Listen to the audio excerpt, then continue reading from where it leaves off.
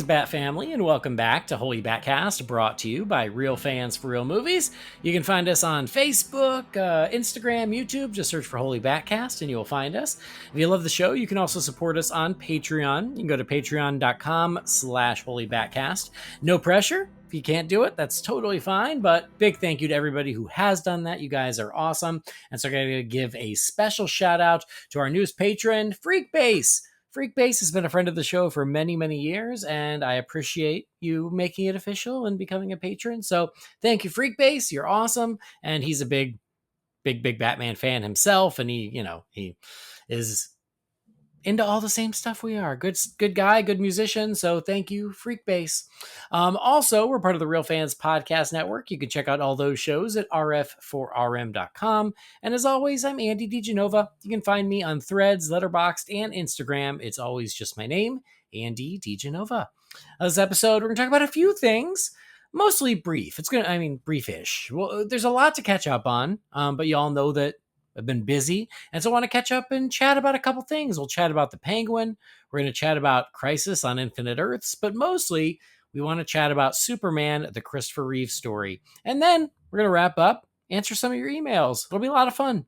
Joining me for all that fun, you know him, you love him, he's back. He found time in a very busy weekend to chat with us. It's Brendan Lowe. Hey, Brendan. How you doing? I'm good. Yeah. Real tired, as is the case, comes with it. But otherwise, I'm good, Harley's great. The baby's great. I got to go back to work next week. That's not great, but it's also necessary evil. And as long as the kids are great, you can't ask for much more. You know what? Ain't that the truth? And baby Andy's doing awesome. And just got to get him to sleep a little longer in the middle of the night. Every time we think his schedule is shifting to the way we want it, it kind of goes back. And, I think we were just very lucky with Harley, and he's taken a little longer to decide to sleep at night. Well, knock that shit on the head, my friend. I know, trying, doing what I can. But otherwise good, trying to enjoy the leave, the parental leave, and spend time with Catherine and baby Andy and Harley, and all the things.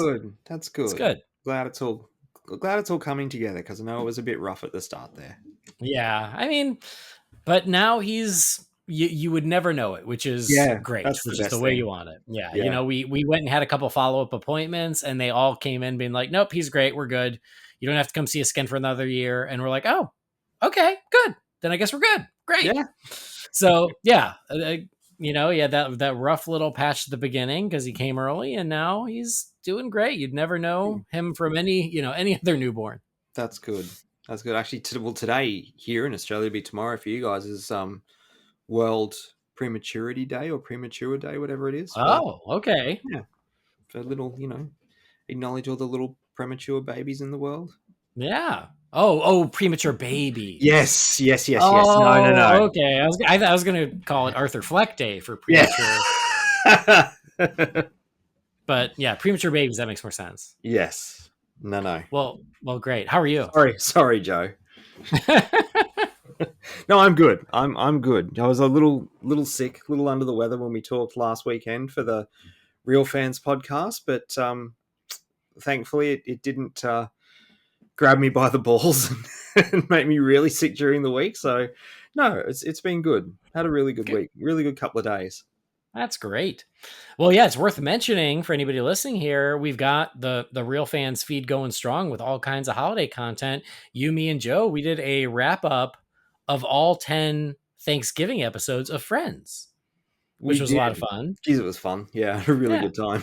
And then coming your way in a couple of days will be the Thanksgiving episode, the additional Thanksgiving episode, which is we looked back at the 1983 Macy's Thanksgiving Day Parade. Oh, wow.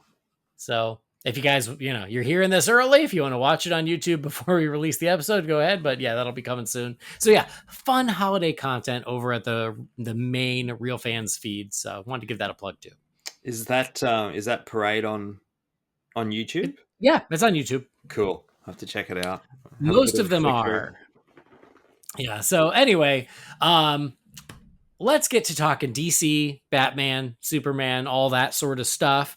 One of the things about parental leave is it's weird. You're home to take care of a baby, but it also means you're home.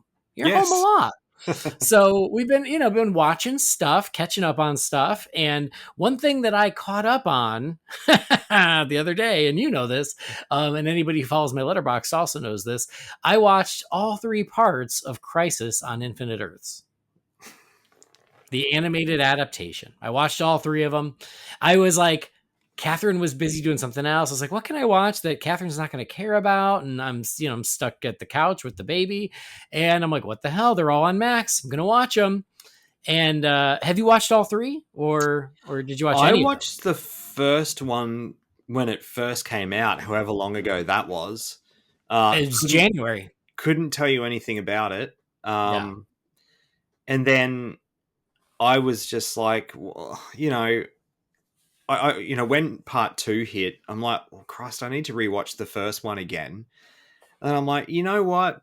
Because I know when number 3 hits, I'll go, far out, what happened? And I need to watch all 3 of them. So I was just like, well, I'm just going to wait till all 3 are here, and then I'll essentially do what you did and watch them all together. And then when all 3 are out, word of mouth wasn't that great, particularly with our little group chat and everything. So I was like, and it's so bizarre because I would be like, day and date when these movies hit. Like I would get them and watch them, and I'd be anticipating their release. And yeah, I just haven't really been too bothered to go back and check this out. I'm sure for reasons you'll outline in a second, but after Warworld, I was just kind of like, I really don't care. And also the fact too that we know this continuity's ended. If it was still ongoing, I'd be inclined more to rush and watch it before the next one comes out. But because we know this is kind of it for that, is it? They sort of call it the Tomorrowverse because of like the Man of Tomorrow that started it all.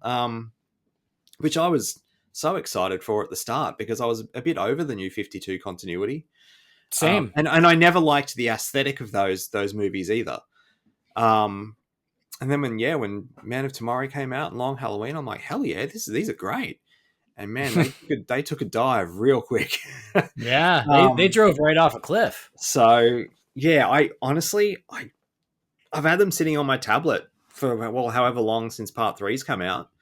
Like even to put them on while I'm working one day. I just haven't felt the need. Well, yeah, I agree with your analysis of this current continuity of the animated films. I thought, was it Man of Tomorrow? I thought that one was pretty good. I think we reviewed it on the show. I thought it was pretty good. Yeah, it was good. Long Halloween was also, I thought, pretty good. I even liked the Justice Society one with Wonder Woman. I thought that one was pretty good. Yes, yeah, that was good. And then they did the Legion of Superheroes, which was like painfully average. It wasn't terrible. I remember enjoying it. I think I liked it more than you did. Yeah, I watched it and I just was like, I can't even review this because I don't have anything to say. It was fine. That's all I could muster. And then Beware My Power. That's where it was we really didn't like that one. And then Warworld was atrocious. And then there was this. And if it was going to be this big satisfying finale, I have no problem with it being an ending. I was actually really excited when they announced it. I was excited about a 3-part Crisis on Infinite Earths animated adaptation. That sounded really exciting because it's a huge story. It's epic. And it's like, if you're going to take 3 movies to do it right, great. I'm in for that. That actually sounds really fun to me. The same way they took 2 movies to do The Long Halloween and The Dark Knight Returns. If you're going to do one of these seminal works, take the time to do it right. And so even though it was 3 movies, I was like, that's fine. But I was like, well, I'll just wait for all 3 to come out because, I wanted it all to be fresh. I wanted it all to fit together. So I finally did that. And I said, if you were going to take 3 movies to do it right, I'm all for it. They took 3 movies to waste my time. It's pretty awful. I'll be honest. I wanted to like it. I was actually looking forward to it. I thought it sounded cool. But like you said, when 3 came out, I heard lukewarm at best responses and a lot of negative responses. I didn't hear a single person, a single fan go, "Oh, it's really good." Not a single one. The best that they could muster was like, "Well, it's all right." And so it was hard to get motivated until, I'm stuck on the couch Absolutely. with a newborn. But yeah, I'll save you all the time. And I'll even tell you, Brendan, like, don't bother. It's pretty bad. Part 1 has some nice moments, but it all feels like wasting time. Very little of it is important to anything that comes next. Part 2 is a complete waste of time. It's terrible. Part 2 is just god awful. And then part 3 was the quote unquote best of them, because part 3 is actually when they make good on the Crisis on Infinite Earths promise. Oh God! So they wait till the third. Yeah, I mean, the whole time I'm watching 1, I'm like, at what point are we going to really introduce this problem of the Crisis on Infinite Earths? And then they do it at the very end of 1. And then 2 feels like a bunch of side quests that don't inform anything. And then 3, it's like, oh, well, I guess we should finally get back to this and try to resolve it in some way. Whoa. And so that's what I was like, my advice is just skip them. Don't even bother. Like, it's 4.5 hours all in. Jesus. That's a lot of time. Don't bother. And I hate to even say that of like, there's so little that's worthwhile. You shouldn't even watch it, but you shouldn't. There are so many better things to watch. Or if you're really determined, my other advice is go on YouTube, see if you can find recaps of 1 and 2 that like give you the couple little nuggets you need. Something that's like 5 minutes each, 10 minutes for both of them, and then watch part 3. Because then you can get the whole thing in 100 minutes as opposed to 4.5 hours.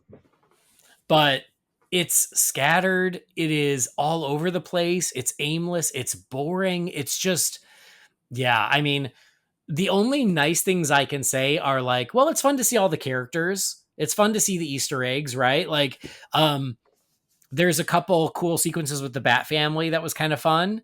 But as far as the actual story of Crisis, it is so hard to hook into and give a crap about any of it. And just when you think you're about to get invested, it takes like a sharp left turn and all of a sudden you're following something else that you don't care about. And yeah, I was so disengaged for the whole viewing experience. And then the end, like the very end is actually okay, but it's just not worth the 4 hours and 15 minutes that came before it. So yeah, like it was so disappointing that I cannot in good conscience recommend anyone to actually watch all 3 of these. And to waste 3 movies on such a poor adaptation is just depressing. And I'll give them a little bit of grace. I know that Crisis on Infinite Earths, that's a tough nut to crack. It's a tough story to adapt. So I understand that the assignment was hard, but if you've got 3 movies to do it right, and you're going to spend the majority of parts 1 and 2 just wasting my time on stuff that doesn't matter, well, then you don't understand the assignment anyway. Mm-hmm. So yeah, like, I cannot recommend highly enough to watch something else. And I'm glad it's over. I'm glad that's it. We don't know what comes next, but James Gunn has said that moving forward, the animated movies will still happen. Some of them will still be just one-offs. Some of them will be in the new DCU continuity, but all 3 of these movies came out this year, the first one in January, and whew boy. Mm. So I wanted to get the negative out of the way first of like, don't watch Crisis, guys. If you've already done it, I'm sorry. It's pretty bad. Well, I genuinely don't think I'll bother. Yeah, I mean, part 2 is as bad as Warworld. Oof. And part 1 and 3 are like slightly better, but not enough for me to recommend.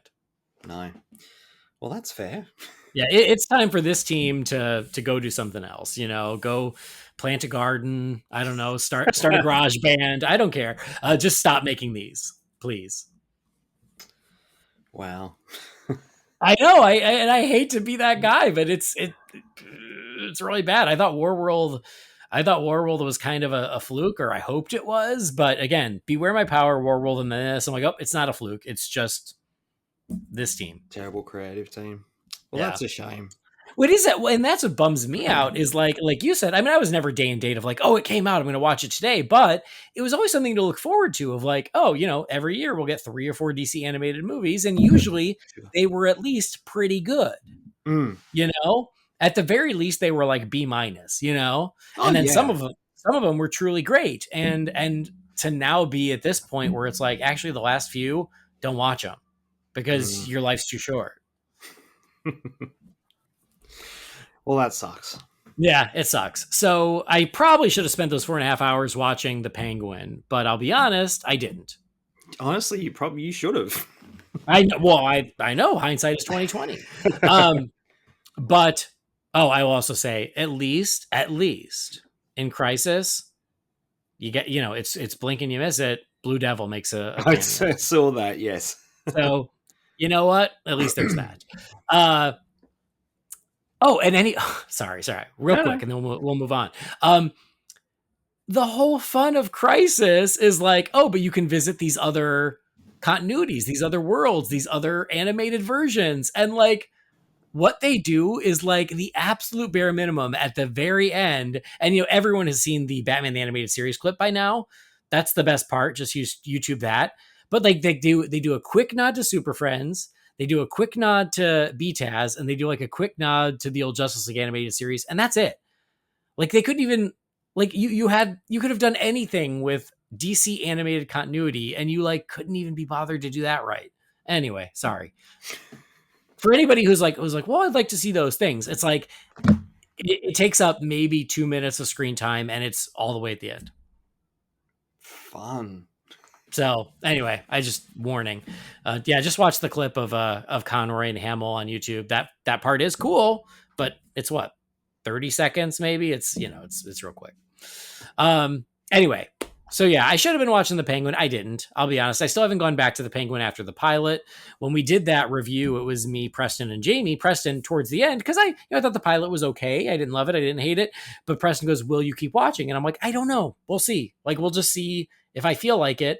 And it turns out I haven't felt like it. So I've not watched anything past the pilot, but I know you have. So it's all wrapped up now. And I wanted to at least give you a chance to share your feelings on season 1. Maybe the only season, maybe not. They've been a little cagey about whether or not it'll come back. On your thoughts on Penguin.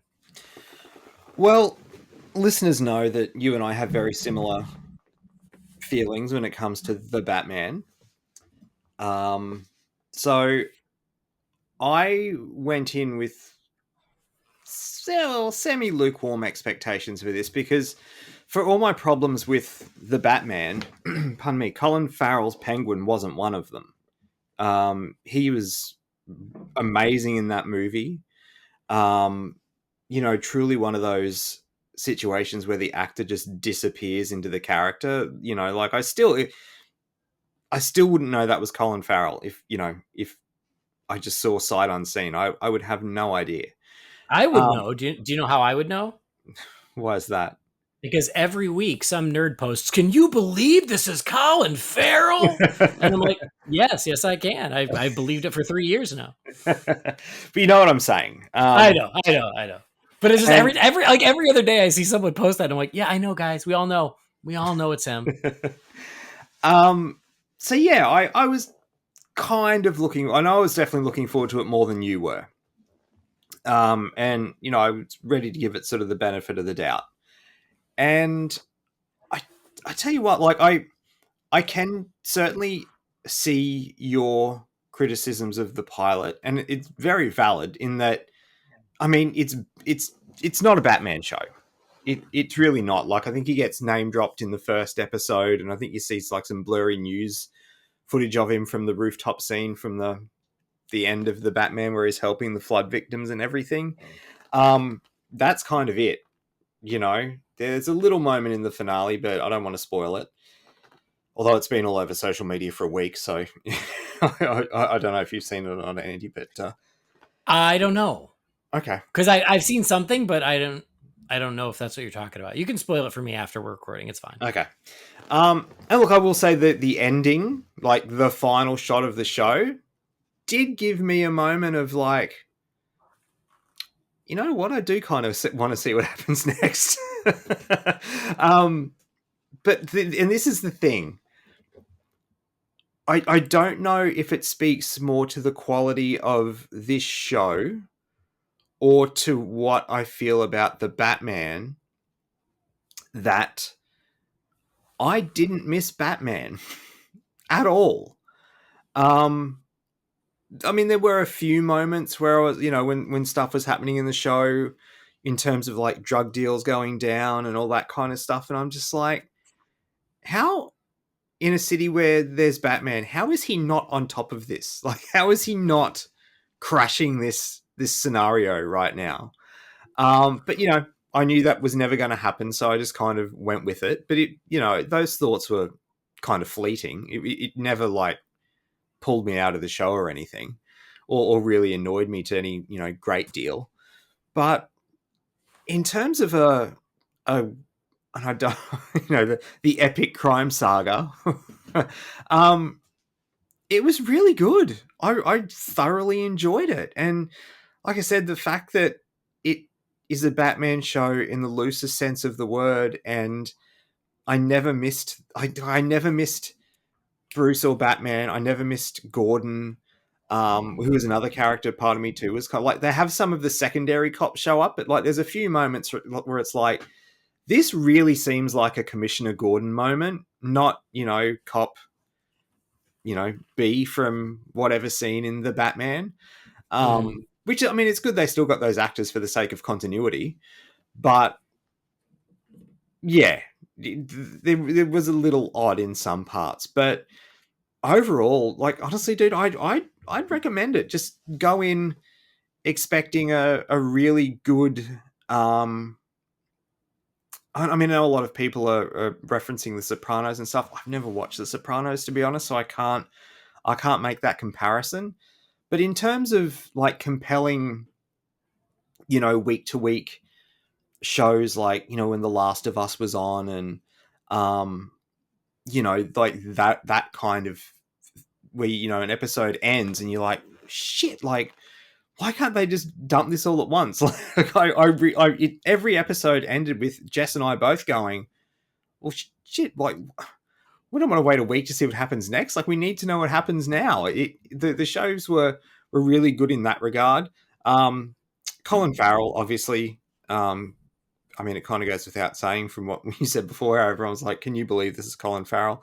I really hope he gets an Emmy nomination for this, and I hope that he wins because he's really, really friggin' good in this show. There's no two ways about it. Like, he's just phenomenal. And I really, really have to give a shout out to Kristen. How do you say her last name? Is it Milioti? Milioti? Yeah. I mean, I really only know her from How I Met Your Mother, which I think how everyone knows her. I think I saw her in, was it Palm Springs with like Andy Samberg or something from a couple of years ago? But that's pretty much it. But I mean, I know her as the cutesy eventual mother in How I Met Your Mother. And man, she just brings it in this show. She's haunting and terrifying and beautiful and sexy and disturbed, like all it, and the just what she does with her eyes, as Sophia, like it really is some of the stuff that she conveys just from a look in her eye or a movement, like a subtle movement in her eye, is outstanding. She's really, really good. And so is the young kid who plays Victor. That's the guy the kid who has the stutter from the pilot. I remember. Yeah. He's really good, and his character arc through the show. I don't want to sort of say too much without spoiling it, but I understood what you were saying with the pilot, how they have to team these people up with a kid and everything, but this is, I don't know, this took Oz on a bit of a journey that I didn't expect to see, and it made you see that there could be some good to this guy, and the show succeeded in me rooting for him, for I'll say Oswald because I hate the term Oz.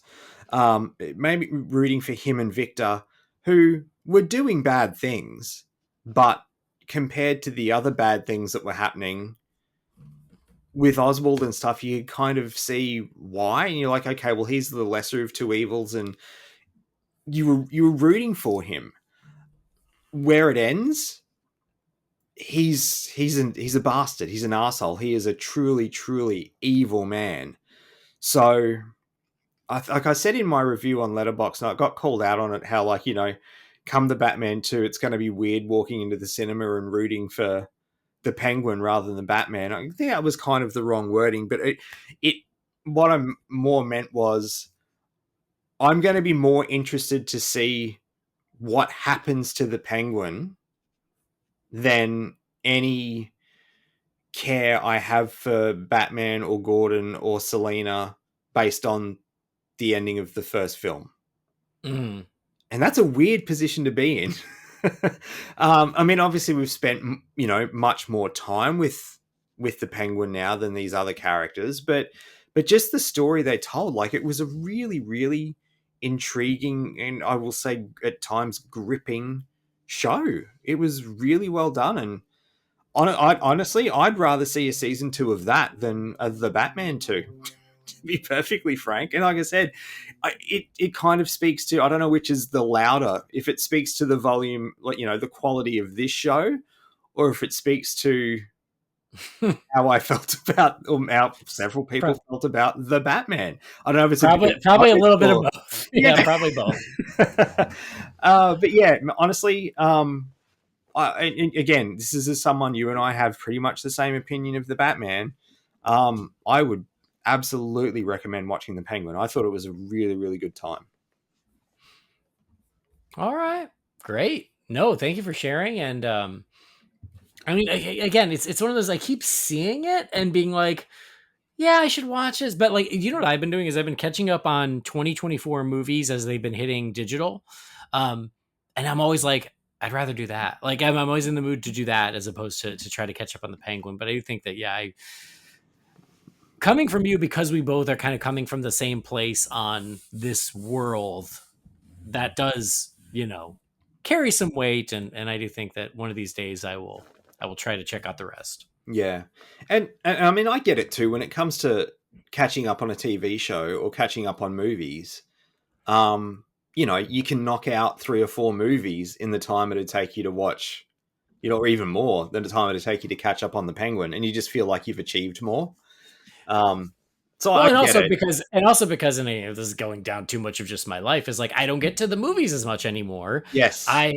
Because of the kids. And so it's like, if I can watch a quote unquote new movie, like, that's actually, and I have the time to do it, that's like gold these days. And so I always try to take advantage of that. So it's like, yeah, I finally can watch Furiosa that I've been meaning to watch since May, or, I can try to watch the Penguin, and, I've been defaulting to the former. Yeah, no, I get it. I honestly do. But yeah, when you've caught up on stuff and you've got, some nights where you can, spare an hour every night before you go to bed or something, I'd honestly recommend checking it out, because it was a quality show.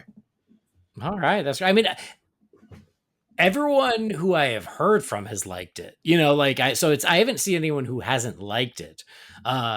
So that also means something too. It's just, but again, like, I'm coming at a bit of a disadvantage just because I don't know. I was just annoyed by people being like, well, you can't think of it as a Penguin show. You can't think of it as a Batman show. You got to think of it as an HBO show. And I'm like, well, then it's called the Penguin, set in the Batman universe. It's called the Penguin. Like, no, you can't think of it like that. You can't think of it as a comic book. You got to think of it as a crime show. And I was like, but I want to think of it as a comic book. You know what you need to think of it as, Andy? What? Grounded. Yep, I'm sure. Well, no, I'm glad you dug it. I'm glad you stuck with it and enjoyed it. And again, like, yeah, from all the people I know who have watched it, I've heard very good things.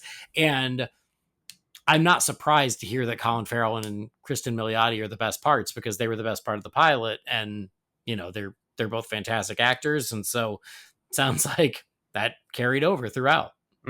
No, and look, there's not a bad actor in there, to be honest, but those two are just, I mean, obviously they're the leads, but they're also just the best. They're at the top of their game, honestly. Yeah, for sure. Cool. Well, speaking of like new movies, quote unquote new movies, that as they pop up on digital, I'm like, oh yeah, I've been meaning to watch that, and I've been watching these. One of those was Superman, the Christopher Reeve story. And so that popped up in digital last week. And this was one that I just paid full price on iTunes because that's how badly I wanted to see it. I didn't, I would have loved to have seen it in the theater. That just wasn't in the cards. That's okay. And so this is one where the day it came out, I just paid for it, bought it straight up, and watched it that night and the following day because I had to split it up because you know how it goes. But yeah, Superman, the Christopher Reeve story is now out on digital, and I paid $15. I don't know how you watched it. I watched it. Okay. But I'll say $15 was absolutely worth it. And I'm like, if I had seen it in the theater, I would have paid more than $15. So it's fine. That's how I justify it to myself.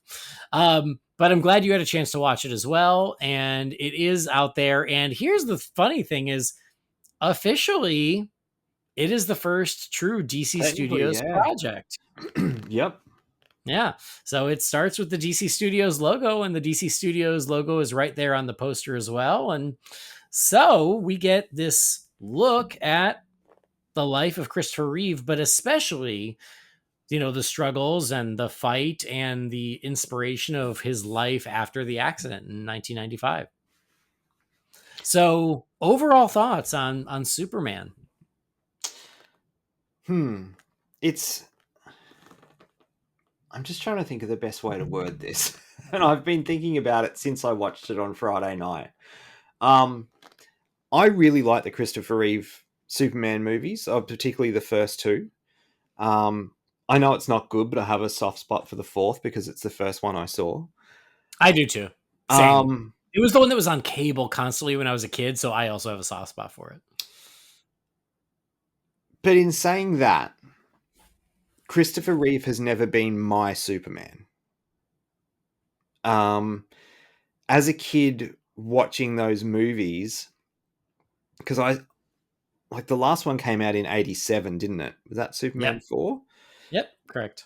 So I didn't see a Christopher Reeve Superman movie till I was 9 in 1993. And when you're a kid, how if a movie is more than like 12 months old, it's like it's an old movie. Mm-hmm. So seeing the original 78 and everything, to me, like they were old movies in a world where we were getting new Batman movies and a new Batman cartoon and everything. Superman felt old to me. Does that make sense? Yeah. And I feel like you've expressed that before. Is you're like, I like those movies, I appreciate them, but they always felt old, and I get that. Yeah, I mean, look, I hate to say it, given how things have turned out, and in terms of the person himself, but as a kid, I know I've said this on the show before. Dean Cain was my Superman. He really was. That's who I grew up with, and my real introduction to like, man, this character is actually really cool because I was always Batman.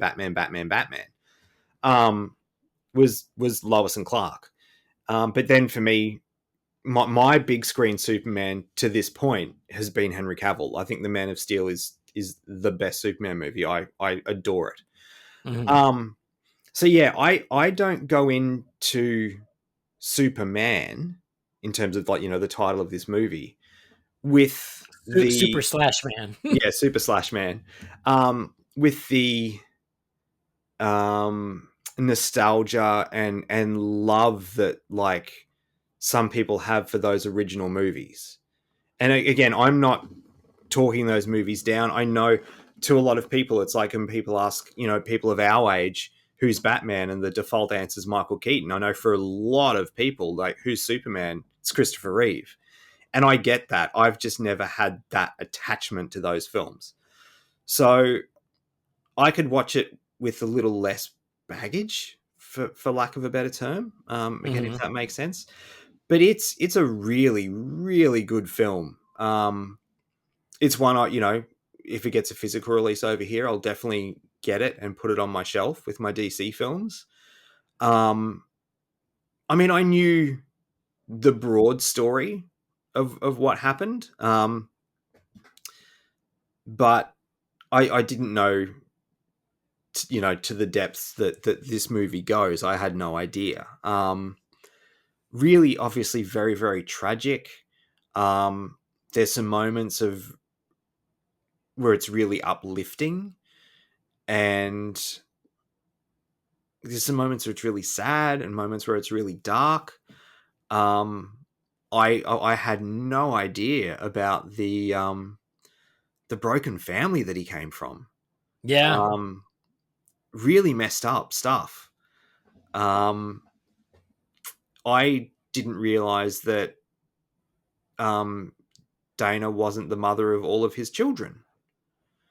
Um, yeah, they were the parts that I found really fascinating. Were the parts that I didn't know. Hmm. Um, I mean, I've never seen it, and part of me is always like, do I want to watch it? Because the remake of Rear Window that he was in. Hmm. I didn't know that was made post accident.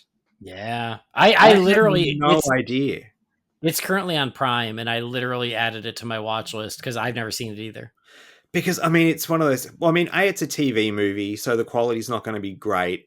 But B, Rear Window is a friggin' classic in every sense of the word. It's like one of the greatest films ever made. So, you know, I've always been like, do I want to watch a TV version of this? I don't know.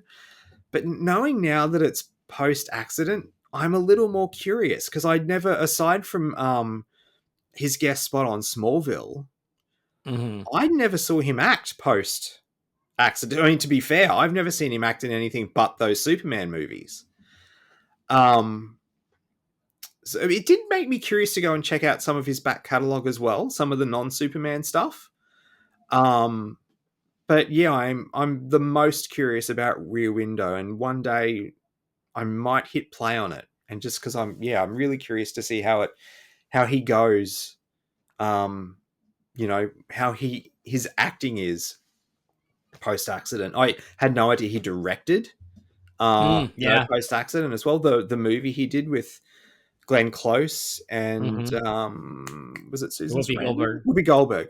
in the Um, gloaming. Yeah. yeah, I've never seen that. That looks really good, actually. That's one I do want to check that out for sure.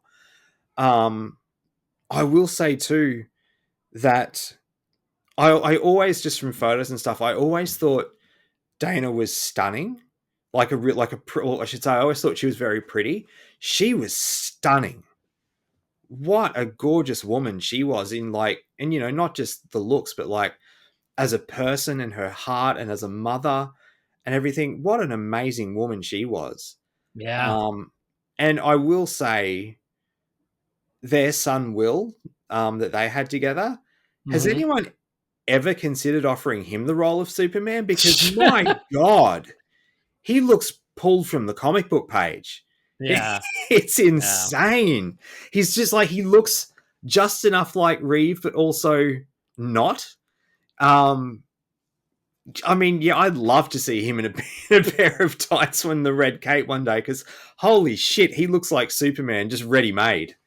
Um, but yeah, I did. I thoroughly enjoyed it. I think I gave it four and a half on Letterboxd. It was, yeah, it's really worth your time. It's a really, um, it's hard to use the word enjoyable because it's such a sad topic, but it leaves you feeling that mixed emotion of inspired, uplifted, but also sad. Um, Yeah. Yeah. so fun is not the right word, but it's definitely worth your time. Yeah. Fun is not the right word, but it is pretty wonderful, you know? And Mhm. yes, you go through a whole range of emotions as you should with a story like this, but it's so well done. And I was riveted by it. I mean, it's one of those where, it's very focused on the accident and life after, but you get a little bit of his life leading up to it and his career and things that he did. But there was so much story to tell of his life that, if I have a nitpick, it's like I wanted even more of that, but that's Hmm. just the nature of it because there's so much to tell.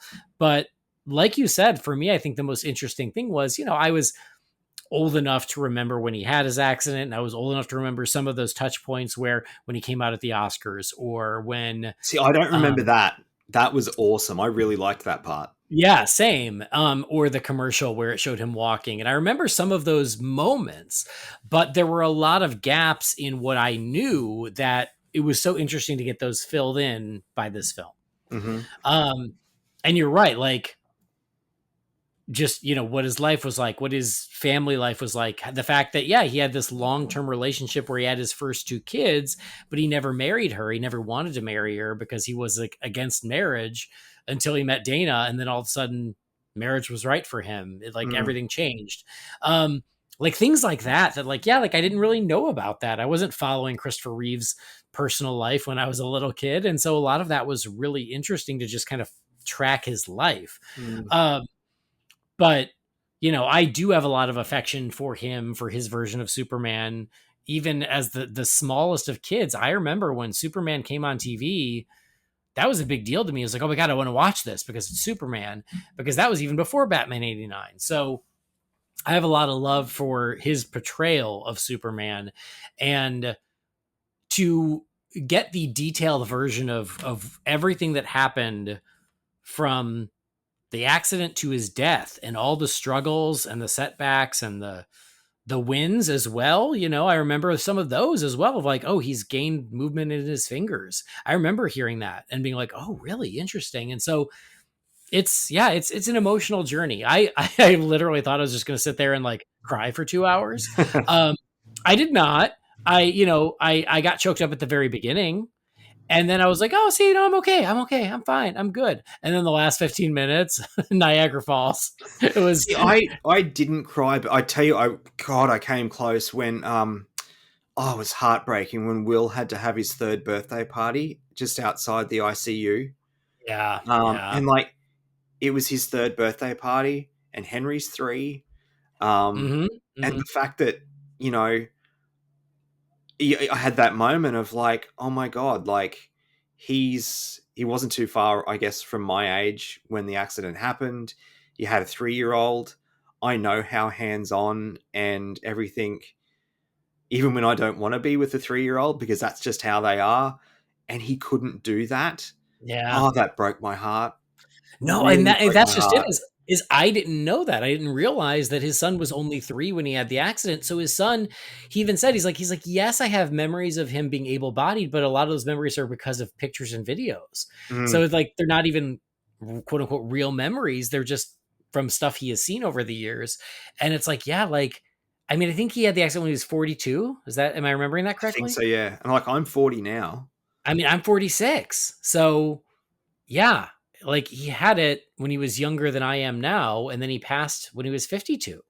Mm, And so, yeah, a lot of those details I just didn't know. And to think about his son, who was 3 years old when this happened, and most of his memories of his father being alive were of him, living in a chair and being unable to play with him and hold him, and like all of that stuff. Like, yeah, you're right. It's a tough pill to take, but it's really, again, it's a very compelling and inspiring story. And the amount of things that he was an activist for, not just for disability rights or for, research, but like a lot of other things, animal rights and things like that. I was like, I didn't know he was involved in politics the way he was. mhm. And that was inspiring. So, yeah, I mean, I really did love it, even though, yeah, it's not a fun watch and it's not always a happy watch, but I really loved it, and I felt like you just get to know him and his family better. Yeah, absolutely. And something I forgot to mention that can't go, left unsaid is I knew he and Robin Williams were friends. Um, and like you've heard the stories of people who were close to both of them are very much of the opinion if Chris hadn't died, Robin would still be here. Mhm. Um, but to see the footage of them together, Yeah. and stuff like that, it's just like wow. And it's never mentioned in in the doco, but it's worth mentioning too that like he and Kevin Conroy went through college. Was it college together? I think, or they Yeah, roommated together or yeah. something. Like, so there's this whole Batman, Superman, World's Finest connection there, and this was before either of them got the role, and it's just sad now that both of them are gone, Hmm. way before their time. Yeah. It's so tragic, but just like the amount of people who he went through, like, was it theater school and stuff with, like Yeah. Mhm. Jeff Jeff Daniels Daniels. and William Yeah. Hurt and William Hurt. a few Yeah. other people. It was, yeah, the Jeff And Daniels stuff was really was actually it kind of was funny. really good. Yeah. Yeah. Yeah, And was he saying that William Hurt gave him crap, being like, you're selling out or something like that? Um, yeah, which, yeah, but you're right. Like, it's just an incredible circle of talented friends. And yeah, like Glenn Close and Whoopi Goldberg and Susan Sarandon. And like, just, it was really cool to hear from all those people. And you hit on two things that I think were the nicest surprises of this movie is obviously it's called Superman, the Christopher Reeve story. We're going to walk away being inspired by Christopher Reeve, as we should be. It's his story. hmm But I'll tell you, when this was over, I had so much newfound love and respect and admiration for Dana Reeve oh, 100%. and for Robin Williams. Mm-hmm. Same. And I love Robin Williams. Who doesn't love Robin Williams? He was terrific. Like all the love to Robin Williams, but to hear about him just as a person and not as a talent, and his relationship with Chris Reeve and the The things that way, he and his wife did for that family. yeah, exactly, like the celebrations and making sure that they were taken care of, and how he would come spend time with them, and like it was even a quote from Christopher Reeve where he said, "Oh, me and Robin, we get together a lot, but we never talk about the chair. It's just normal." And there's Mm. just a lot of like wonderful examples of both, of especially of them just like being by his side and helping him through this. And I just walked out going, God, like what amazing people to surround yourself with. But Robin Williams and Dana Reeve. And the part that got me at the very, very beginning, and it was in the trailer, is when Chris Reeve said, the words that saved my life are when Dana said, "You're still you and I love you." Mm-hmm. And like that was like an arrow to my heart. Like that just Yeah. killed me. Mm-hmm. And it's funny, like, people with a disability. Like, I have a really good friend who's a paraplegic, I think from the shoulders down, or no, because he can use his arms. It's from the waist down, sorry. He's involved with the Brisbane Bullets, and lovely guy, but you know that they can't do stuff. Mm-hmm. But the part when, and it's, audio of Christopher Reeve talking, and he lists all the things that he realized he wouldn't be able to do. And Yeah. it's just like bang, bang, bang, bang, bang, bang. And hearing them in that way listed off like that, and that's only a drop in the ocean of the things he couldn't do. There's that moment of like, holy shit, like, you don't realize how lucky we are. Yeah. Yeah, well, honestly, not to go off on too much of a tangent, but watching this on Friday night, and then yesterday morning, I did a charity thing for a Christmas event for sick and underprivileged kids, and seeing a lot of kids with disabilities and stuff. And there was a couple, like, between the movie and that, I had a real moment of, but for the grace of God go I, because it could happen to anyone. Mm-hmm. Just, and that moment where I think it was his eldest son who was like, a quarter of an inch to the left, he would have been dead instantly. A quarter of an inch to the right, it would have just been an embarrassing fall off a horse. Yeah. Like, how, lucky / unlucky can you be? Right. You just can't comprehend it. I know. Well, and just Yeah. talking about like, it was kind of going backwards, but you were talking about like his acting and the people his colleagues and things like that. I was also surprised and impressed with like how much he did for gay rights. I Mm-hmm. didn't know that. And like, I just, and that was even before the accident. And then even after the accident, he made In the Gloaming, which was about AIDS and the AIDS crisis. And Hmm. he did that with Glenn Close and Whoopi Goldberg. And so I appreciate that, like, even after this accident, yes, he dedicated so much time and so much energy to research and disability awareness and all that, but he also still had the energy to fight for other things he cared about, which I think is pretty awesome too. Mm. And you're right, like it's sobering, and he even said it, and I thought this was like, it was a very candid moment where he said, like, he did this movie where he was pretending to be disabled, and he'd walk out and being like, well, thank God that's not me. Mm. And he's like, I didn't get it because it can so easily be you. And now it is. And this is my life now. And it was just, it was those moments. And like, what a gift to have all of these archived comments by Yeah. him, Hmm. because so much of the story is told through his own words, which I also Yeah, think which I didn't makes, expect that. yeah. And it seemed like, from the credits, it was like from he did like an audio reading of his own book or something, and that's where it came from. But it's perfect because to hear it coming from him makes all the difference. I also didn't realize how soon after he passed that Dana did, Same. which is just Yeah. another. To be honest, I didn't realize it was 20 years since he'd passed away. For some reason I thought it was much later. Hmm. Um, but yeah, and then like that. I mean, that family, but also just Will. Like your heart just wept for him because he lost his father and his mother in a 2-year period, and then they said, he also lost a grandmother. I think it was in Hmm. with 18 months or something. Yeah, Um, I mean, no kid deserves to go through that. That's I just, know. and again, like these things hit different watching it as a father. Yeah. And I Yeah. know you feel the same way, but it really does. And yeah, yeah, it was, yeah, truly, truly, truly worth your time. Well, and that's why I think, like, again, like Dana was a saint because like there were things where she's like, I have to keep it together for the kids. Like I have no choice. So she was hurting. She was going through this ordeal, but she had a tiny son and she wanted him to have as normal and as happy a childhood as he could. So just the amount that she went through, not only, to be there for Christopher, but her family, and like the work she did for the foundation, like truly just impressive. Mm. But yeah, same. I thought like she went on for another 10 years after he passed. I didn't remember that she had passed away, but because she wasn't in any of the interviews, I thought it was a safe bet she I wasn't knew around. that she'd passed away going in, but yeah, I didn't realize it was so soon. I mean, Yeah, again, like a how year unlucky, later. like Yeah. aggressive lung cancer, and she'd never smoked a cigarette in her life. Yeah. Like, God, life can be a. Yeah. I won't make you Real. edit, but you know what I mean. Yeah.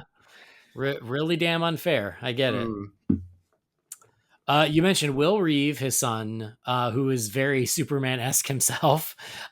He's the one who's going to appear in Superman in July. He's got a cameo in the movie. Oh, nice. That's really cool. Had you not seen that or heard I that? don't think so. Yeah, he's got. I mean, I guess it's a quick little thing, but yeah, James Gunn gave him a cameo in the movie, which I think is so cool. And I also got to give credit to James Gunn for making sure that they acquired this film, because when this movie was made, it was done independently and they didn't have distribution. And I appreciate, it seems like James Gunn was the one who championed of like, no, we need to be the ones to release this. It's just the right thing to do. Yeah. And I think that's pretty awesome. And it feels like a terrific quote unquote first project for DC Studios. Again, even though they acquired it, they didn't produce it themselves, but like it's a pretty great and inspirational, just almost a wonderful symbolic beginning Hmm. for this new DC Studios that I thought was really nice. No, absolutely agreed. So yeah, I mean it's hour and 45 minutes, but like really wonderful. And like I said, by the time, as soon as I pressed play, I was just invested in it. And so, you know, you hear about him auditioning for Superman, you hear about him getting the part. I liked some of the archived interviews of him talking about the sequels. that was Yeah. kind of fun. It seemed like, by the time he was in 3 and 4, he even said something like, he's like, yeah, Hollywood sequelitis, you do what you got to do and all that. But And like, um, imagine what he'd think of cinema now. If he thought things had sequelitis back then, holy I Christ. know, right? Well, I've got to say, and I know it's a favorite of a lot of people my age. It was also a favorite of both of my parents. It was something my parents had in common. One of the very few things they had in common is if you have never seen Somewhere in Time, absolutely watch Somewhere in Time. I It haven't. is, I've heard Kevin Smith talk about it. I probably should. well, guess who it's directed by? Who? Jeannot Zwark. Oh, really? Maybe that's where I've heard of it. Yeah, yeah. So Somewhere in Time is like one of, I think, the most beautiful romantic movies ever made. It is a bit of a cult classic these days, which makes me happy because whenever I see someone celebrating it, it makes me happy. But like, it has a beautiful score. I believe it's John Barry who did the score, and it is just a wonderful movie. Watch it. I don't know. Watch it at Valentine's Day with Jess or something. It's just amazing, and I'm glad that people at least have found it over the years. I guess it was a flop when it came out, which is a shame. Oh, But it's Jane Seymour as well. yeah, yeah. Nice. But yeah, you should absolutely watch Somewhere in Time. And I grew up with that music because again, both of my parents loved it, and I feel like they would play the record. And yeah, it's really awesome. And it's funny because I love that score. I've listened to a lot over the years, and I'll never forget this when I was roommates with Scotty. He came into my room and I was listening to Somewhere in Time, and he goes, "What's wrong?" And I was like, "What?" And he goes, "You only listen to this when you're sad. What's wrong?" And I'm like, "Yeah, you're right. I do listen to it when I'm sad." I don't remember at the time, but yeah, it's like this beautiful haunting score. Oh my god! So they only touch on it briefly in the movie because you know it's it's mostly about Christopher Reeve and Superman. But yeah, recommendation for anybody out there listening if you want just like a beautiful romantic movie, Somewhere in Time. No, I will definitely check that out at some point. But as for this movie, yeah, again, I highest possible recommendation. The only, again, like, you know, I would want more of it is I guess one of my nitpicks. The other nitpick I have, and it's so minor, but I at least want to address it is they acknowledge they're like, well, you know, Christopher wasn't perfect.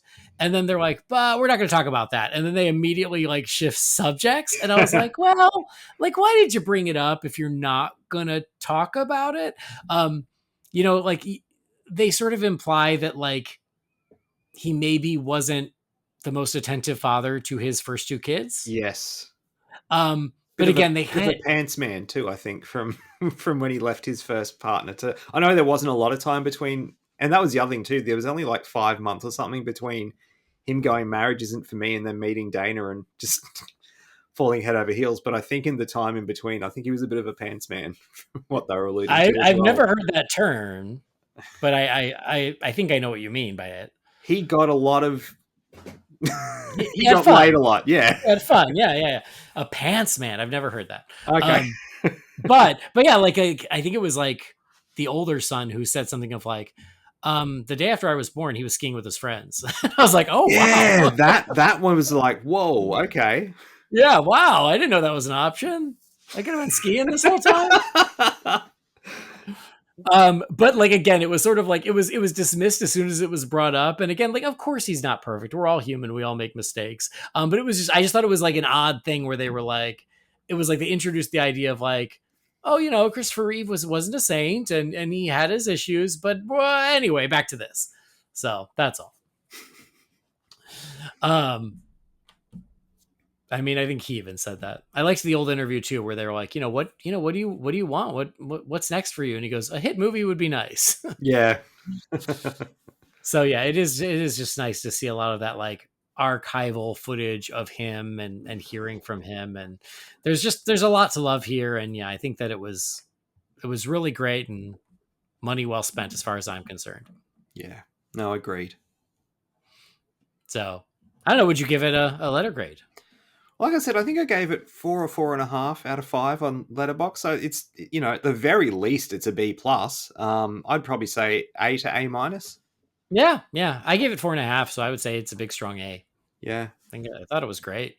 So anybody out there who hasn't seen it yet, highly, highly recommend. You know, it's more about Christopher Reeve than it is about Superman, but you still get nice little sprinkles of Superman here and there. But yeah, it's just a really wonderful portrait of him as a human being and what he went through. And, it's heartbreaking, but like in a really inspiring way, if that can be true. Yeah. But yeah, it's really great. So I'm glad I bought it. I don't regret it at all. Cool. It's neither here nor there, but like the DC Studios logo, it's that like old school drawing of Superman, and then it flips into the DC logo, which when they premiered that, I was like, oh, that's really fun. I like that. So here's my question. Do we think it's going to be a drawing of Superman for every project, or do you think that drawing will change based on the project? I assumed the latter. Okay. Like, I think we'll get that logo for Superman next year. Right. Yes, of course. But, I think, for, say, Brave and the Bold, I'm expecting we'd see, 1939 Batman. Yeah. Okay. Yeah. I mean, we'll probably find out in just a couple of weeks when Creature Commandos comes out. True. Yeah. We'll see what the logo is there. But yeah, it was just a thought where I was like, oh, is it always going to be Superman? Which is fine. Or will they change the artwork based on what you're about to watch? Because they used to do that with the old DC logo too. Remember when it would be like the... Yes, when it was like, what they call it, like the swoosh logo? Yeah. Yeah, it'd sort of have Batman characters, and for the first two Dark Knight movies, and right. Green Lantern had Green Lantern characters, and yeah. All right. Well, anyway, sorry, just the something I thought of because of the logo. No, but to be honest, I actually thought the same thing. All right, great. Well, so Superman, the Christopher Reeve story, it is out digitally, and again, highest possible recommendation. It's terrific. All right. Well, let's catch up on our watching. Something else we both have been watching is Superman and Lois, but I want us to hold on that because I feel like once it wraps up, let's have a longer conversation about that. Yes. I know you hadn't even started this later season. And then I caught up in the past 2 days. Yeah. And then Jess and I, we were like 2 or 3 weeks behind, and we caught up in the last couple of days as well, actually. And I'll just say it's really good. Yeah. I will just concur. And we'll talk about it when it wraps up, but we're getting really close to the end of that. But anybody out there, I had been slacking on that too, because again, there were just other things that were higher priority, and you and Joe and Eric are like, no, it's been really good. And I was like, oh, well, I just wrapped up these other things. I just finished 4.5 hours of Crisis. I guess I'll watch Superman and Lois, and I don't regret it. It was great. So 3 more episodes to go. All right. Well, all good stuff. Lots of things happening. And like I said, Creature Commandos in just 2 weeks, 3 weeks, like real quick, which is exciting. But now let's check in with you, fine feathered finks. Let's crack open the Wayne Manor Mailbox. It's time again for Wayne Manor Mailbox. You've got mail. Darren. What is a letter for me? Maybe temporary. She wrote a letter. You're one hell of a messenger.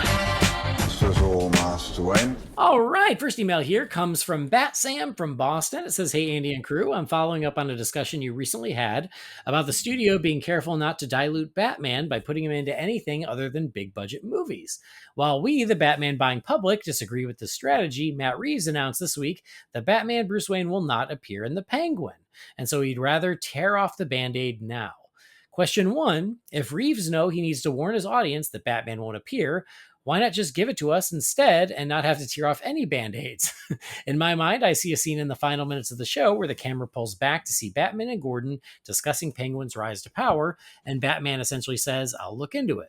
It's not much to ask, and it would satisfy us all.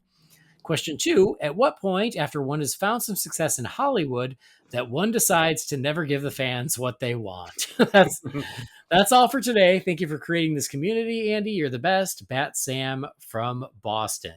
And then he sent me a quick little email. He says, oh, by the way, I forgot to tell you, Mazel Tov on the newborn. So thanks, Bat Sam. Always good to hear from you, and appreciate the congratulations on little Andy. So, yeah, I know that like before the show even started, Matt Reeves did say that. And then I guess now that the show has ended, he reiterated it somehow of being like, no, Batman was never going to be in it or whatever. So how do you feel about this, Brendan? Do you think like, then why not just give it to us? I mean, I think I kind of said when I gave him a little wrap up of the series is like I personally didn't miss him. Like I said, there are, if you really stop and think about it, there are some moments where shit's going down where it's like, in a city with Batman, he should probably be here doing something about this. But yeah, like I said, I personally didn't miss him, but I absolutely get the criticism. Yeah. Yeah, again, I'm not shocked he didn't show up anyway, and I do think that it is much more of a decision by Reeves and the creative team on the show as opposed to some sort of WB mandate. I don't think that there was any mandate of like Batman can't show up in the Penguin because it's connected to the movies. So there's no reason he shouldn't or couldn't. I just think that they made the decision of like, nope, this is the Penguin story. We're just leaving it there. So I get it. But you know, like I'm not all that upset about it because again it's about what I expected anyway. But would it have probably been more buzzy and more exciting had there been some sort of Batman appearance in the finale? Yes, I think there would have been. You know, think about the Peacemaker finale and how that surprised us all and how cool that was. So yeah, could they have? Yes, but for whatever reason they didn't. As for your second question, why not give the fans what they want? That's tricky. It's tricky. I don't know if you have any thoughts on that, Brendan. I mean, I don't have an answer. I don't either. I mean, I will say this is like, you don't want to just, just going, well, all the fans online say this is what they want and just do that. Like you still want to surprise and delight. And so I think it's a tricky line, that you're straddling that line of being like, you want to deliver on expectations, but you also want to surprise them with things they aren't expecting that will hopefully be for the better. And so you kind of want to be able to do both, but yeah, like it can be frustrating I do think that, I see this a lot in my work too, where you see certain creatives think that they're smarter than their audience. And so it's like they intentionally don't give the audience what they want because they're like, well, I know better. And I think that also can be dangerous. So I think it's just finding the balance of like giving people what they want, but also, leaving room for some unexpected twists and turns that people don't even know they want, Yeah. All right. It's a bit of a long one from our old pal Adil. It says, hey guys, it's been a long time. Sorry for that. It's going to be a long one. Hope you're doing well. My congratulations are in order for Andy on the birth of his son. Glad to hear he's out of the NICU and is in a much healthier place. Also, congratulations to Jamie on the occasion of your daughter's graduating high school and moving out for college and for your son's junior Olympic shooting participation. Brendan, congratulations to Henry for all of his milestone achievements so far. Sorry for congratulating you like this. I didn't want you to feel left out. Now that the congratulatory segment is over, let's get to the meat and potatoes of the email. We're quite close to Creature Commandos, our start of the DCU. How excited are you guys? Personally, I'm still apathetic to it, but I'm pretty sure I'll get excited when it gets closer. What do you guys think the metrics of it being successful will be? I really hope the animation is done well for Creature Commandos and it goes crazy on the visual style and other DCU shows. I don't want every show to follow an animation style, and I'd prefer that each show has its own style. Crypto looks very cool, and I can't wait for Superman to release and party. I'm listening to your Justice League Mortal episode, and I couldn't stop imagining Hiccup from How to Train Your Dragon as Maxwell Lord, and I was laughing every time. Jay Baruchel was mentioned. Talk about a potential miscast of the century. Who, in your opinion, would be the worst person to be miscast in a JL movie for each member of the league? It should be a reasonable miscast and not something like Dick Van Dyke as Batman.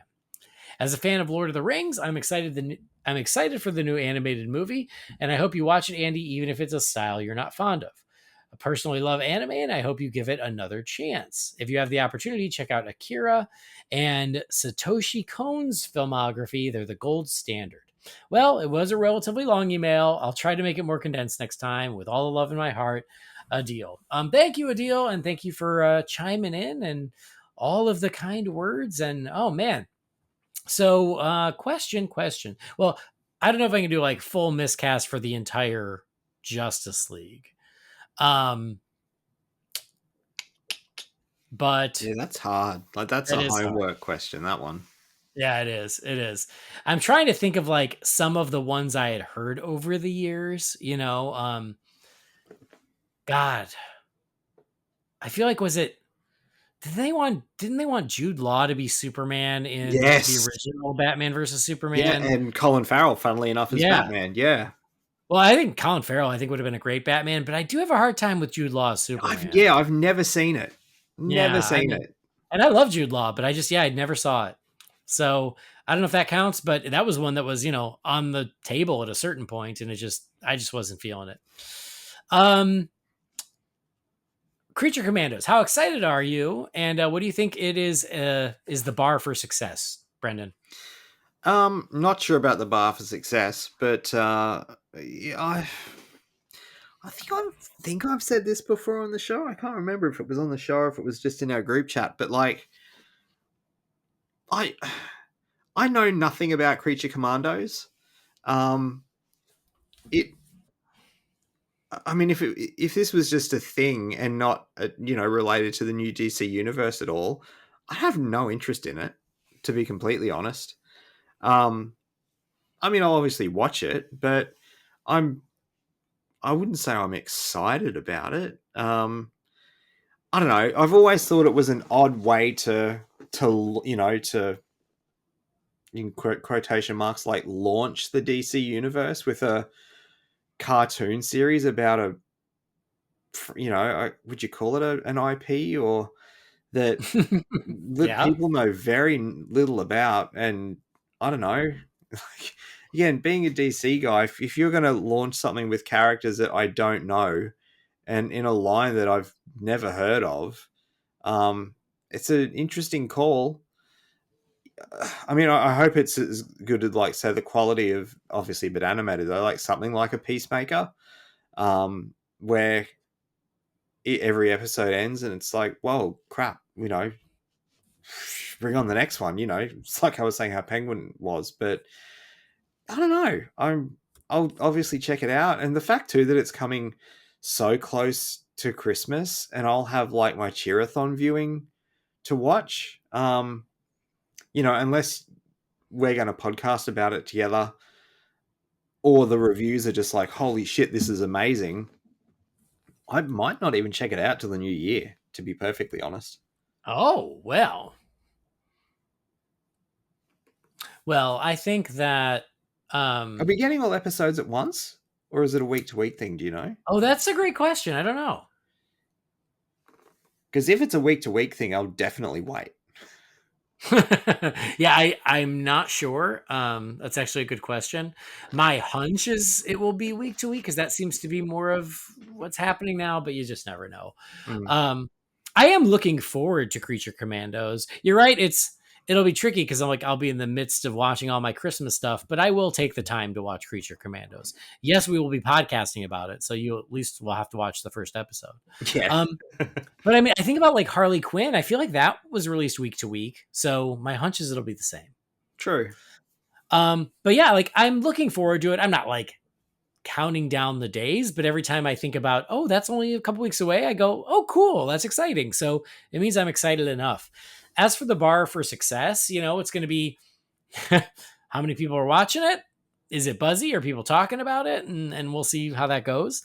It kind of like Peacemaker, honestly. Like when Peacemaker came out, like it felt like it just kept growing episode to episode and ended up being really successful. So my hunch is they will let us know as far as, whether or not people are watching it, whether or not it gets renewed. And we just kind of have to go from there.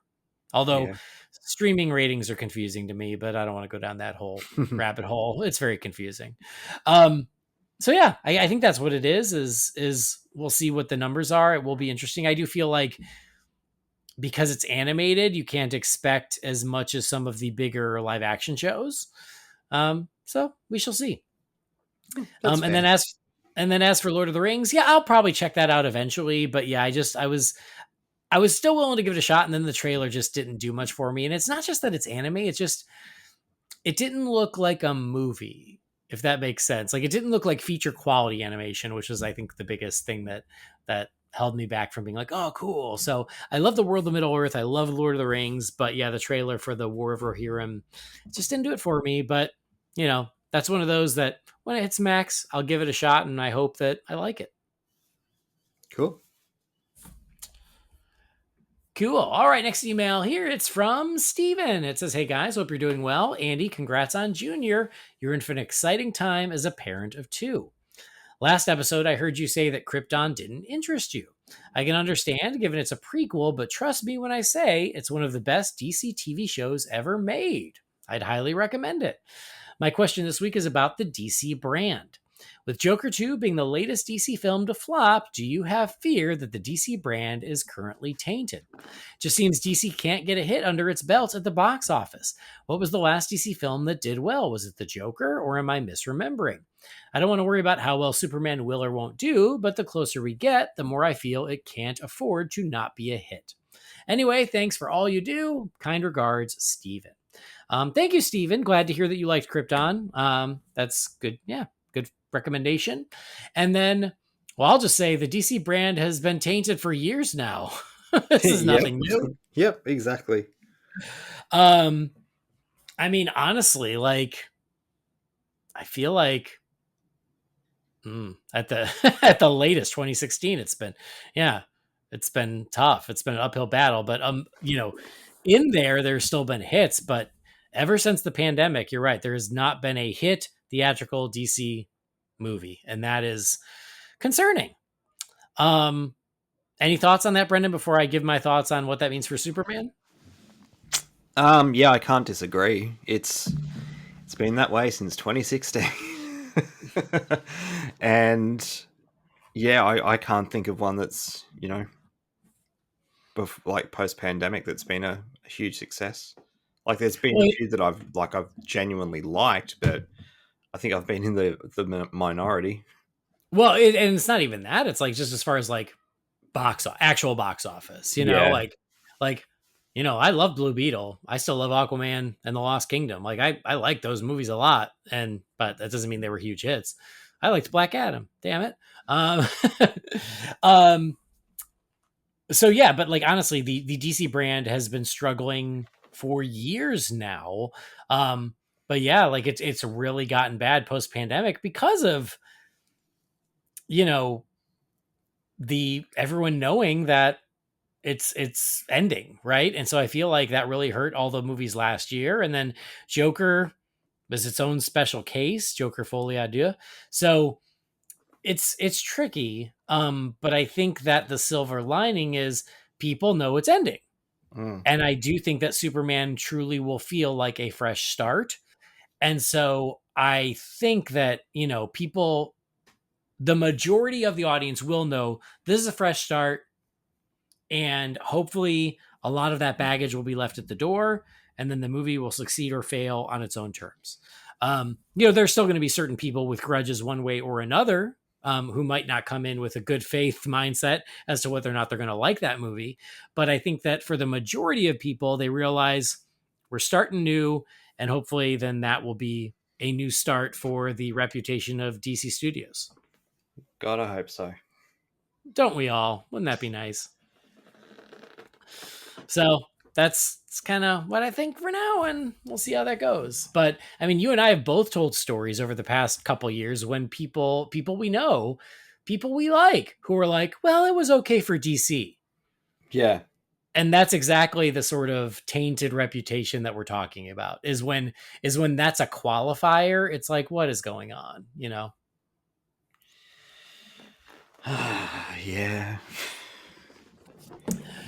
All right. Next email here. Today is the anniversary of Justice League too, while I think of it. Oh, is it? Based on my Facebook memories, yeah. Oh, well, happy anniversary. All right. Next email here is from Richard Webster. It says, hey there. It is I, the one and only the Batman animated show fan, Richard, aka Bat of Manchester. No, I'm not here to beat a dead horse and try to beg you to continue reviewing that show again. I know someday you'll get desperate and do something with the Batman again. Although you missed a great opportunity for Halloween with the Batman versus Dracula animated movie. But I do love Batwheels, and I hope as my son gets older, he'll be interested in watching that show. For now, we will suffer in our baby shark hell. Gonna pause right there, Richard. We reviewed the Batman versus Dracula many years ago. Yeah, I thought So we did. go back into the archives. It's back there. I promise you. Anyway, he continues. He said, I wanted to write you and ask if any of you or the Batcasters have tried the new MetaQuest VR game, Batman Arkham Shadows. Andy, I know you make a living out of theme park attractions, and let me tell you, this game is on par with those great experiences.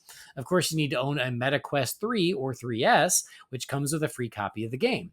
And mostly from listening to your show, I know that you guys don't play many video games at the moment. So I'm guessing this recent Batman game isn't really on your radar. I just wanted to suggest looking at it if you haven't. It's getting a ton of buzz, and the reviews all agree that it's a huge hit. Arkham Shadow is a sequel to the WB Montreal Arkham Origins game and a direct prequel to Arkham Asylum. The story is fantastic. It has great attention to detail and really respects the source material. But none of that compares to just being Batman. I got to experience gliding on the rooftop of the GCPD by the bat signal and walk up behind Commissioner Gordon for a meeting while scaring the crap out of him. Then to be led to his office where Harvey Dent is waiting to discuss the latest Gotham threat, the Rat King. I was in awe, actually shaking Harvey's hand and interacting with Harvey and Jim like I was inside a movie or comic book. It blew me away. They really nailed it. Also, I know some people have tried VR when it came out years ago and got motion sickness like I did, but this new recent technology has none of that, and the game does not make you sick, so you can just enjoy being Batman. Check it out if you can. It's one of the best Batman experiences I have had in a long time. Sorry for the short email. I know you like them long, so I'll try harder next time. Also, congrats on your new boy. I'm so happy for you and your family, and I can't wait to listen to the fun experiences that you have in fatherhood, part 2. All the best, Richard.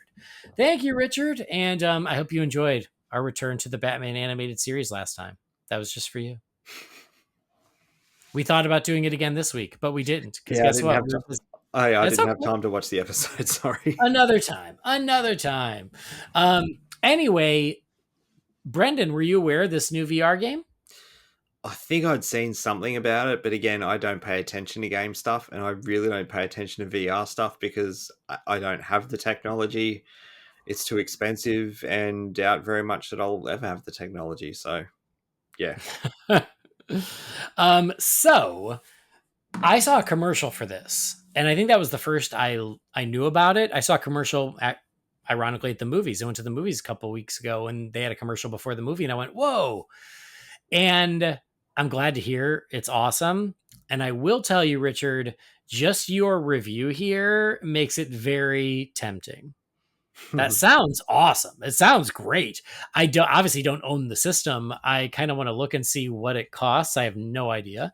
But just based on what you've said, I'm like, I mean, it sounds really darn cool. MetaQuest 3.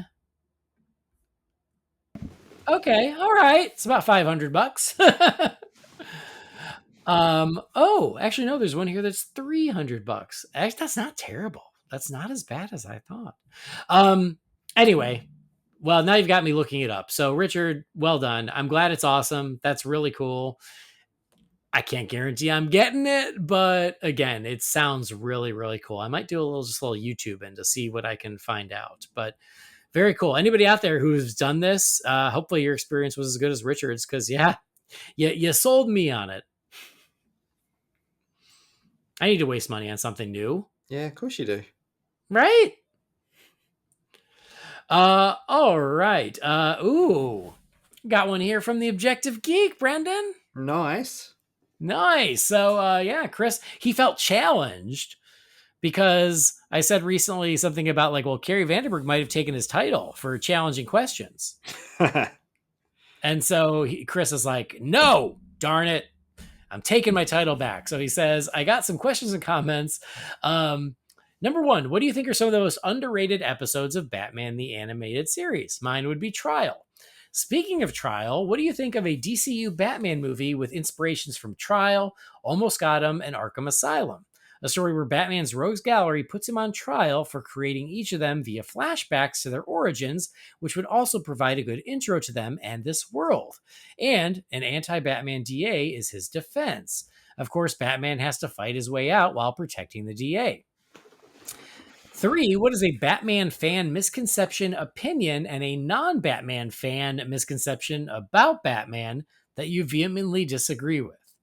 For me, I think too many Batman fans thinks he should always be unbeatable or 2 steps ahead of the villains. I like that he loses a lot of battles. It's about pushing through adversity. As for non-fans, I hate the constant Batman beats up the mentally ill, he should be using his money to help people, etc., etc. And then finally, The Penguin had its season finale, and the consensus from fans and non-fans is that the show is one of the best of the year, and I agree. I'm sure you'll share your thoughts, but since you guys are pretty mid on the Batman universe, what villains would you like to see get the Penguin show treatment? I'd like to see Gotham City Sirens with Catwoman, Harley, Ivy, and Penguin spoiler. If you know, you know. And I politely disagree with some of your concern that a realistic universe restricts the villains they could use. Court of Owls, Hush, Scarecrow, Joker, Hugo Strange, Harley, Two-Face, Deadshot, the Ventriloquist, Black Mask, or Firefly could all easily fit into the epic crime drama. Sorry, not sorry for the long email. Well, all right, Chris, the Objective Geek. Okay. Lots of these. Okay. Underrated episodes of Batman, the animated series. Any spring to mind, Brendan? No, because they're all the good ones. I mean, yeah, I love the call out for the trial. I think that's a good call because I always forget about that one, but it is really good. I've always loved the Cape and Cowl conspiracy, and I know that's kind of a hot take. I've always liked that one. Yeah. I was thinking too, the Man Who Killed Batman, but I think that's always got, that's always a pretty popular one when it's up there. Right. Yeah, I don't know. Oh, what's the one? Is it It's Never Too Late? The one with yeah, that is a really good one. Yeah. Because it's not as like showy because there aren't like traditional villains in it, but I remember that one being really good. Yeah, good call. I love your pitch here, Chris, for a trial based movie. I think that would be awesome. I would love it. Agreed. Yeah. I'd like to see them do something that we haven't seen done before. And that's for sure. That'd be a good way to do it. And I love the idea, and I mean, it has been done to an extent but I love the idea of like having a story that incorporates multiple villains where it feels natural. Yes. And so, yeah, I think that could be really fun. And then Batman misconceptions. I'll agree with the latter one. I mean, I've vented about it on this podcast of the stupid take of, Batman only beats up the mentally ill and he should be using his wealth, blah, blah, blah. Like, it's such a uninformed nonsense take. And it's just, at this point, I think everybody knows that it's nonsense, but it always gets traction. So they just keep doing it so they can get the cred or whatever. Yeah. But it's so stupid. So again, this is, for me, it's require a bit of homework. Like, the thing that sprung to my mind is I guess the no killing thing, particularly after the Nolan films. Batman has killed a lot in the past. I know it's part of the character. He does have these rules, but I don't know. Like, I think that was something that people really, really latched onto after the Nolan films. And it's never been the case. People die by his hand, not so much, not necessarily deliberately, but it does happen. And it's not the worst thing when it does, I guess. It just doesn't bother me as much as other people. Yeah. The one, and I've said this before, and I don't know if I can even articulate it correctly, but it is seemed to be a Batman fan misconception, is that so many of the fans, they love that Batman is dark and conflicted, and they're so in love with the dark, conflicted side of Batman that they forget he also is a hero.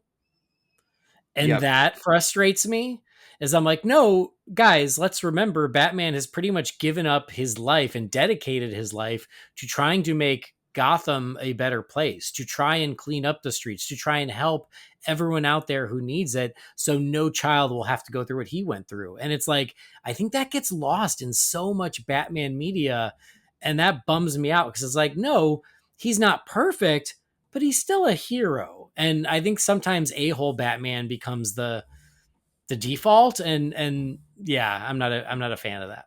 Yeah, I can see that. For the Penguin, are there any other villains you would like to see that get this treatment, Brendan? Oh, I honestly don't know. Well, I don't know if you saw last week. In that Reeves world, I haven't seen enough of the villains to, like, because of the Batman, you had like Penguin and Riddler and Selina. And out of those three, yeah, Penguin was obviously the choice. But, yeah, like I haven't seen enough of the Joker yet to, think I want 8 hours of the Joker. Yeah, I'd need to see what villains were introduced in the sequel and how they are portrayed to know. Yeah. Well, I was going to say, is last week there were rumors that Joker was going to get a series like the Penguin. Did you see this? I think I did, but I don't know how solid the information is. And James Gunn debunked it. Okay, He's like, that yeah. is false. There's no discussion of that. I don't know who made it up, but yeah, it kind of made the rounds of like, oh, Barry Keoghan's Joker is going to get his own series. And then James Gunn had to shoot it down, which is good. I don't want that series. No, I don't want 8 hours of the Joker. Not that I don't love the Joker, but like, that's just, that doesn't sound fun to me, because he's more fun, mysterious. And if it's just going to be about him, well, Yeah. Yeah, I mean, like, Selina could be kind of fun, honestly. Like, I like Zoe Kravitz a lot. I like her Selina. I think that could be fun. But yeah, as for anyone else, I don't really know. So anyway, yeah, well, thank you for the message, Chris, and we appreciate you checking in. All right, I got one last one here. It's another long one. Lots of long ones today, but that's okay. This is from our pal Mark Bickford. It says, hey guys, first Andy, Catherine, and Harley, congratulations on the arrival of Andy Jr. I'm glad all is well, and I hope I live long enough to listen to the new guy start up Holy BatCast. I'm not sick or anything, but I'll be pretty old by the time he's 16. Regarding Joker Folie à Deux, I didn't hate it. I think I've always been of the mindset that Arthur never had anything to do with the actual Joker, so it didn't bother me the way it worked out. I saw an article on comicbook.com of all places saying that in reality, the sequel is the punchline to the premise of the movie, that no one cares about this man whose life has been hell unless he puts on a mask and pretends to be something he's not. And there's a meta level criticizing modern Hollywood, where the only way the first film could have been made was to dress it in Batman iconography. So viewing it that way, I can see where he was going, and I'm fine with it. That was all well and good, and then some guy in your show with a weird accent and odd taste in Batman films called Supergirl, Woman of Tomorrow, a weird story with bad art. I've copped a lot of flack for that, but yeah, you have. I still stand by it. I couldn't get through it. It says, I mean, that's an opinion. I don't believe it's a widely held opinion. In fact, I bet if you put 1,000 DC fans in a room, you might find as many with the opinion as that there. You might find as many with that opinion as there are who are wishy-washy about Zack Snyder. Personally, I think it's a terrific story that rewards reading and rereading, and structurally, it's a classic quest tale and not weird at all, except for one literary trick that King uses. I believe the majority of fans, myself included, think the art and color are stunning. I urge all of you to read it and then read it again. Now that the DCEU is done and the new DCU is nearly upon us, I'll submit an idea for a countdown ranking episode that I think I had already sent. Rank the animated/fancy credits from the DCEU movies. Personally, I would go with the ones from Aquaman, Shazam, and then Suicide Squad, but I would love to hear your takes. Finally, I've got a question. If you had to create a Batman-inspired dessert, what would you come up with? Have a great week, and Andy, congratulations again on the birth of your son. Thanks, Mark.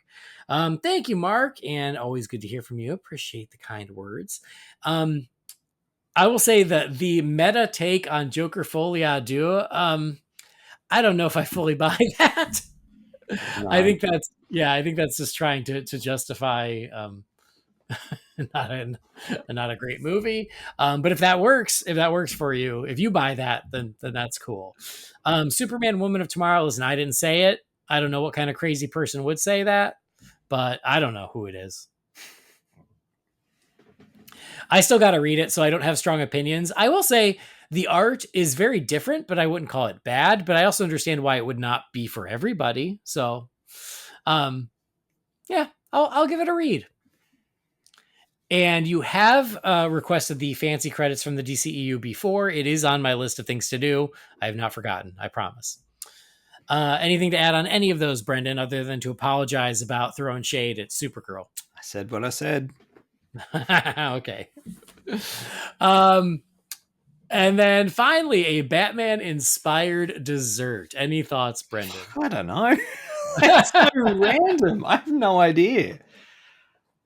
Yeah, I don't know. Okay, great, cool. I need time to think of something. I don't know. I know. I mean, listen. A few years ago, they sold Batman and Superman ice cream here in the States. Mm-hmm. And the Batman ice cream was awesome. And I'm sad they don't make it anymore because it was chocolate ice cream. But then it had chocolate chunks, but the chocolate chunks were literally little bat symbols. That's cool. In the ice cream. And it was so cool. So I feel like I would just like go with like a super extra ice cream sundae, like using that as the base, but like hot fudge, whipped cream, and then like some sort of cool Batman chocolate piece that sticks on top as like the little topper, something like that. Man, you're going to give yourself diabetes. I mean, probably. I'm an American. It's what we do. But I mean, what do you want me?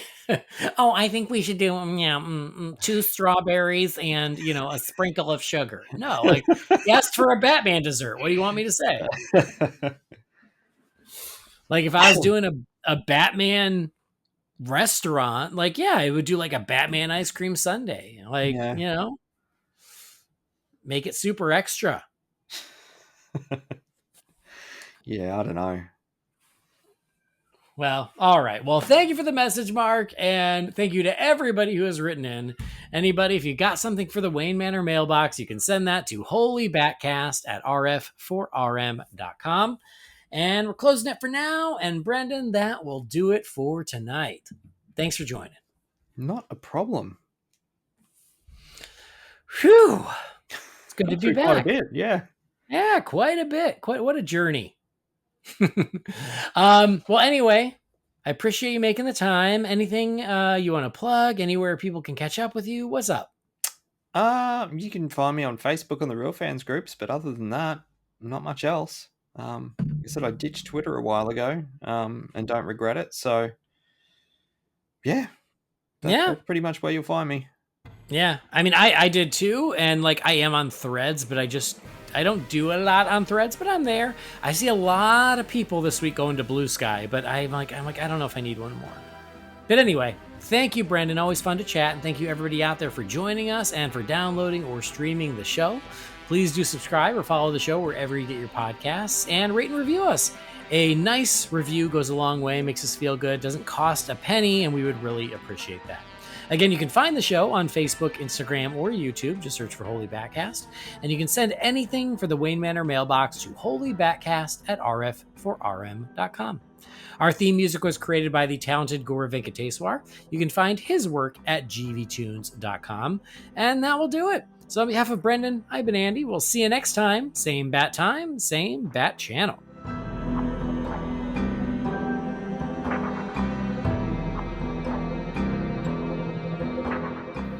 Holy BatCast is not affiliated with Warner Brothers or DC Entertainment. The views and opinions shared by the participants are theirs and theirs alone and do not represent the companies or organizations they happen to work for.